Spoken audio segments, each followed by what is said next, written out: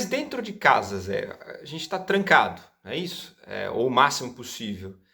No que a gente deveria pensar? No que a gente deveria se concentrar ou fazer, né? E atrelado a isso, como é que você vê as pessoas que insistem em fugir ou burlar o isolamento? Eu considero que devemos pensar muitas coisas, mas vamos lá. Primeiramente, é identificar que os valores estão mudando muito rapidamente. Da pauta econômica às questões da convivência familiar, nós temos visto, sim, novidades, as pessoas falando ou trazendo experimentos, relatando vivências, experiências que precisam ser consideradas.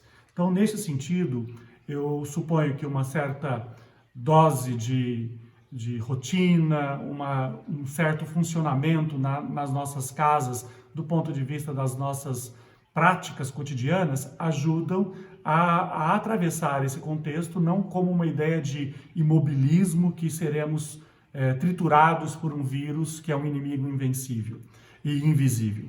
Então, dentro dessa perspectiva, essa reflexão vai impor para nós, de pensarmos que tem muitas mudanças acontecendo ao mesmo tempo, uma certa demanda ética. O que eu devo fazer? E quando eu digo isso, o que eu devo fazer, eu também tenho que responder o que eu devo evitar. Consequentemente, essa resposta, ela não é apenas do ponto de vista individual, particular, mas ela é também do ponto de vista das relações sociais do mundo em que eu vivo. Então, seja para proteger os meus parentes, seja para proteger as pessoas queridas e conhecidas, mas também para proteger aqueles com os quais eu não tenho vínculos cotidianos.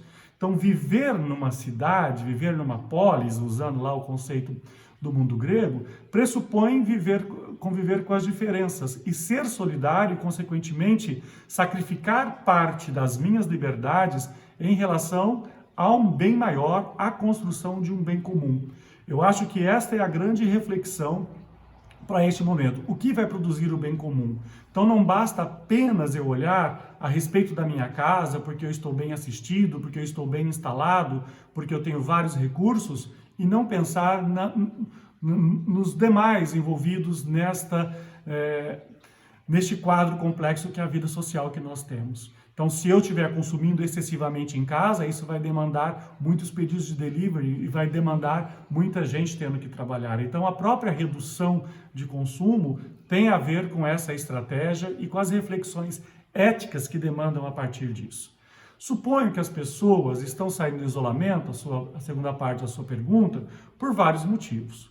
Um deles pode ser a indiferença, e isso, do ponto de vista ético, é inaceitável, isso tem que ser rechaçado e criticado, né? Mas também temos que perceber que no Brasil, particularmente, nós não temos uma uniformidade no discurso político. As pessoas estão mais do que nunca atentas às suas lideranças do ponto de vista do que dizem as autoridades na área de saúde e as autoridades políticas.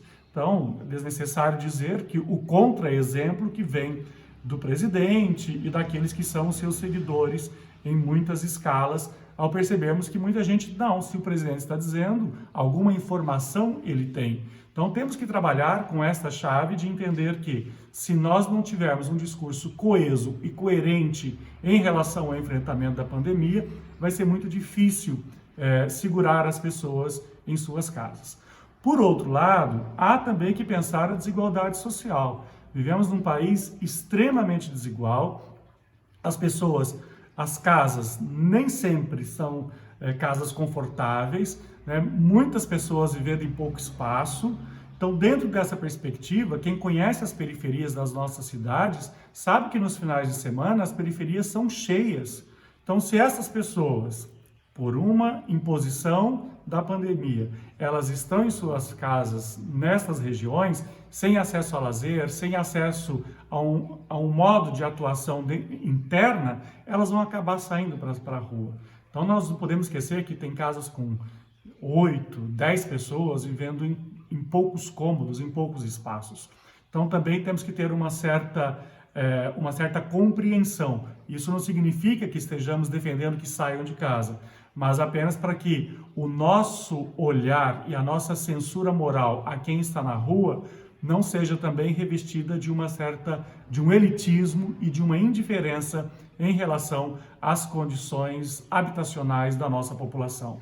O Brasil é um país extremamente desigual, nós não somos um país reconhecido pela sua capacidade de planejamento urbano, né? Vemos aí pelos telejornais as pessoas que estão se deslocando porque têm que fazer os seus trabalhos, serviços essenciais, enfrentando transporte coletivo lotado. Então, tudo isso também tem que estar na nossa análise antes de simplesmente falar que as pessoas estão deixando de cumprir o isolamento apenas porque são irresponsáveis. Eu acho que há quadros e quadros muito complexos, né? Então, por isso que também é tão difícil dizer ou prever os impactos, né, do ponto de vista de vidas mesmo, desta pandemia.